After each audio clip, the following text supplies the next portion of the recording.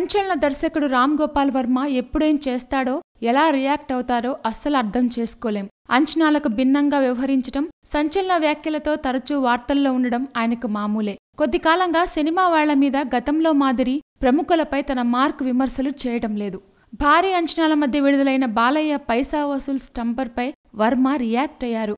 పూరి దర్శకత్వం వహించిన ఈ చిత్ర స్టంపర్ ఈ రోజు విడుదలైన కాసేపటికే వర్మ స్పందించారు. బాలయ్య లుక్ విషయంలో ఫ్రెష్ గా ఉండడం, స్టంపర్ రిచ్ గా ఉండటంతో పాటు పూరి మార్క్ స్పష్టంగా కనిపించిందని చెప్పాలి. బాలయ్యను సరికొత్తగా చూపించిన పూరిని నందమూరి ఫ్యాన్స్ తెగ పొగడేస్తున్నారు. ఇలాంటి జాబితాలో వర్మ కూడా తాజాగా చేరారు. స్టంపర్ను చూసిన వర్మ సూపర్ డూపర్ అంటూ మెచ్చేసుకున్నారు. బాలకృష్ణను తొలిసారి ఇలాంటి లుక్లో చూస్తున్నానని, ఆయనెంతో బావున్నారని, ఎంతో ప్రేమిస్తున్నానంటూ ఫేస్బుక్లో పోస్ట్ పెట్టేశారు.